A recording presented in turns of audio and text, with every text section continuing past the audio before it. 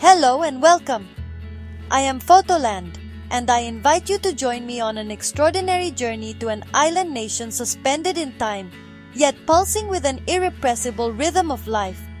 We are venturing to Cuba, a land of staggering contrasts and profound beauty. Here, history is not confined to museums. It lives and breathes in the sun-drenched streets, in the echoes of music that drift on the warm Caribbean air, and in the resilient spirit of its people. This is more than just a destination. It is a world unto itself, waiting to be discovered. Over the course of our exploration, we will immerse ourselves in the vibrant tapestry of Cuban culture, a rich blend of Spanish, African, and Caribbean influences. We will wander through cities where colonial grandeur stands alongside revolutionary art, their architectural wonders telling stories of a complex past. We will traverse landscapes that shift from the bustling energy of its cities to the serene, breathtaking beauty of its natural world. From its unique wildlife, found nowhere else on Earth, to the simple yet profound delights of its cuisine, Cuba offers a sensory experience unlike any other. So, prepare yourselves to witness the many faces of this remarkable island. We'll navigate its lively streets, relax on its pristine shores, and delve into its verdant heartlands. This is a journey of discovery, a photographic and cultural pilgrimage to understand the soul of Cuba. Let us begin our adventure into this captivating realm, a true jewel of the Caribbean, and uncover the wonders that lie within. Our journey commences in Havana, the nation's capital. It is a city that functions as a living organism, its arteries clogged not with modern traffic, but with magnificent automotive relics from a bygone era. These classic American cars, in dazzling shades of turquoise, crimson, and canary yellow, are more than mere transport. They are the lifeblood of the city, meticulously maintained symbols of ingenuity and resilience. They cruise along the Malecon, the city's famous seawall, where the relentless Atlantic waves crash against the shore, a constant rhythmic percussion against the urban symphony of life, laughter, and commerce. Here in Old Havana, a UNESCO World Heritage Site, the past is inescapable. The architecture is a grand testament to centuries of Spanish colonial rule. Intricate wrought iron balconies overhang narrow cobblestone streets, and grand plazas, like the Plaza de la Catedral, are dominated by Baroque masterpieces that have watched over the city for generations. Yet, this is no sterile museum. Laundry flutters from windows, children play stickball in the alleyways, and the scent of strong Cuban coffee mingles with the sea spray. It is a city where every crumbling facade and every restored palace tells a story of glory, decay, and rebirth. As daylight fades, Havana undergoes a transformation. The golden hour's light bathes the colonial stonework in a warm, ethereal glow, and the city's true pulse begins to quicken. The air fills with the intoxicating sounds of rumba and son cubano, spilling out from hidden courtyards and open doorways. This is not a performance for tourists, but an integral part of the social fabric, an expression of joy and connection that is deeply woven into the Cuban soul. To walk these streets at dusk is to feel the very heartbeat of this extraordinary, resilient metropolis. We now travel southeast to a place where time has not so much stopped as it has been lovingly preserved.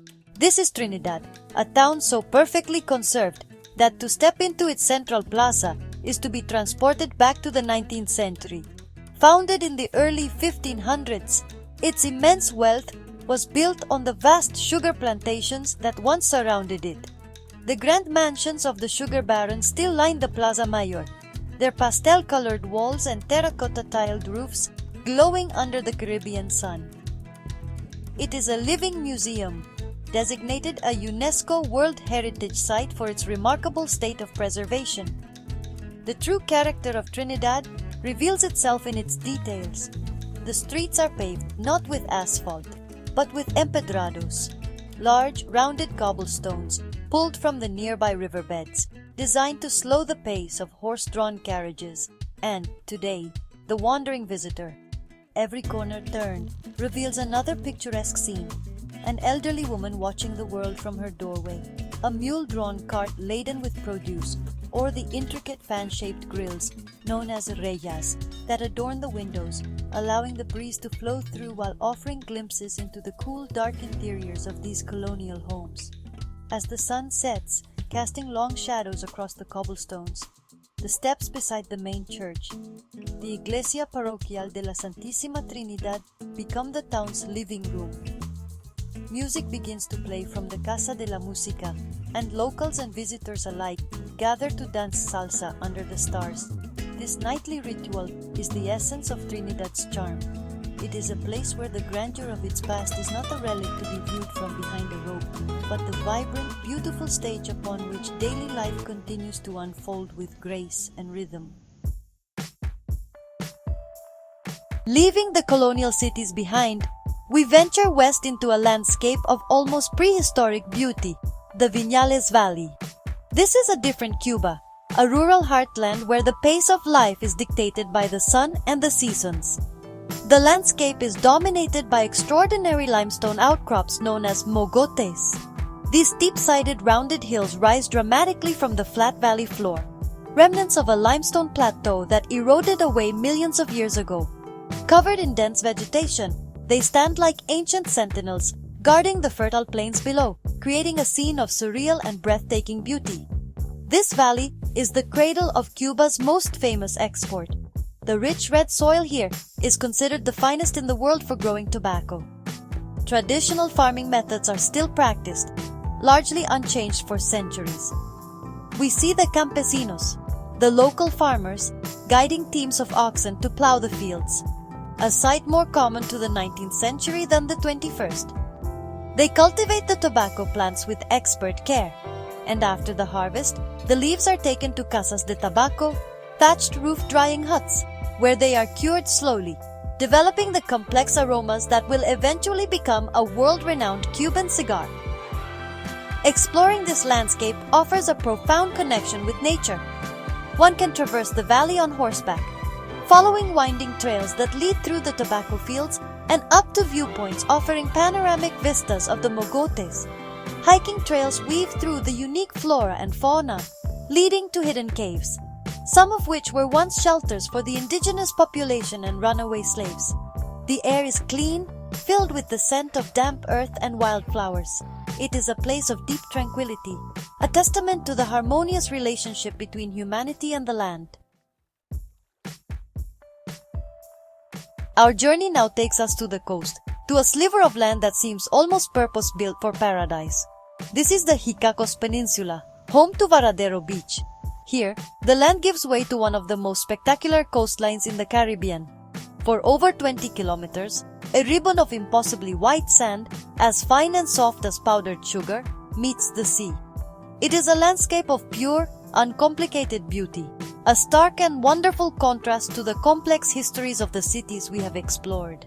The primary purpose here is simply to exist in harmony with the sun and the sea. The water itself is a spectacle.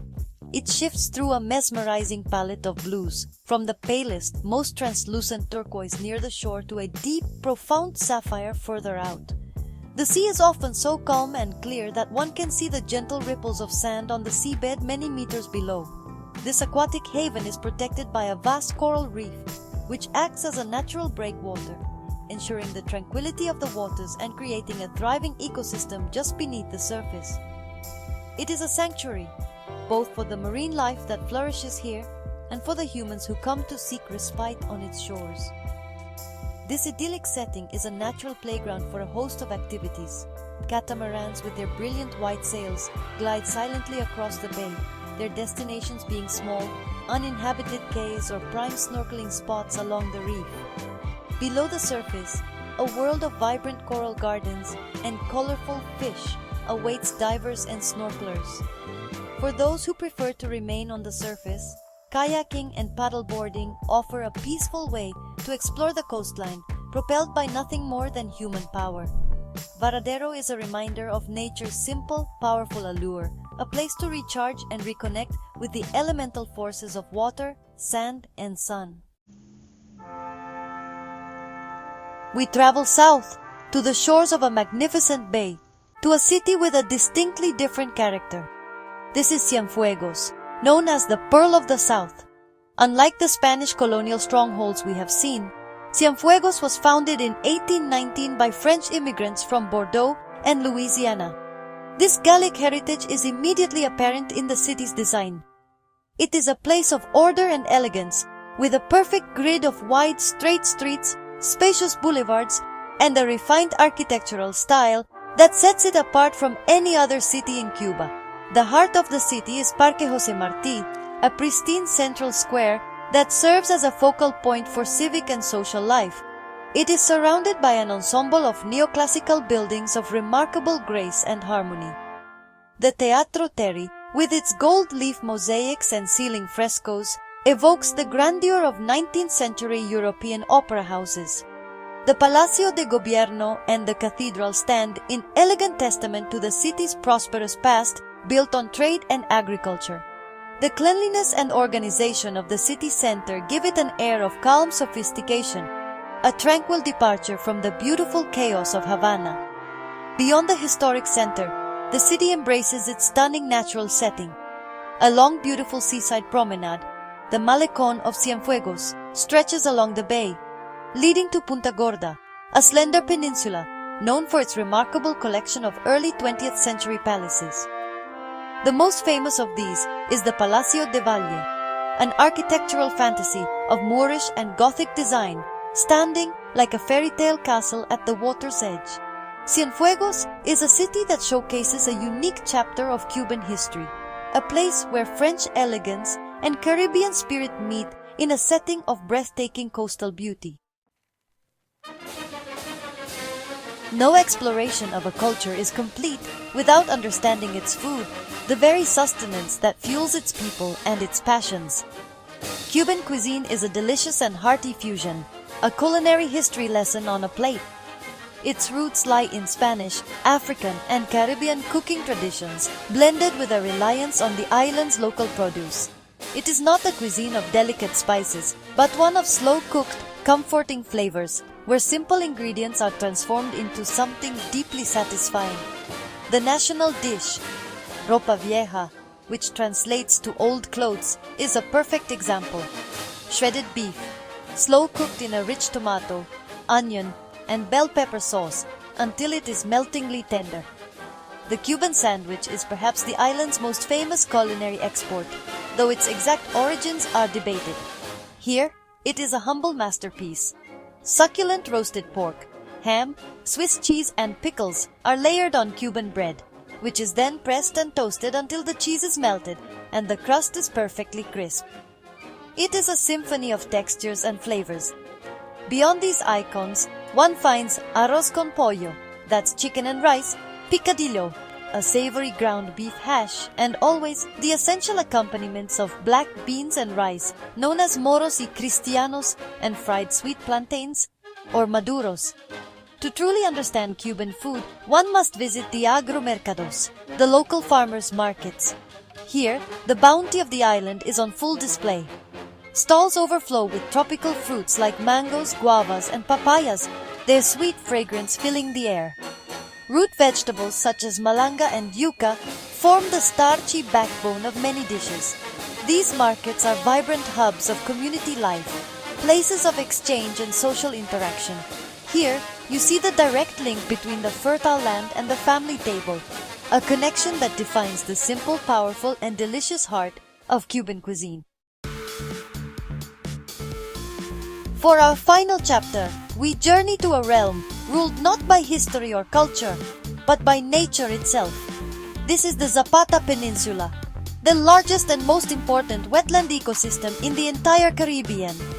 It is a vast, sparsely populated wilderness of mangrove forests, sawgrass marshes, and winding waterways.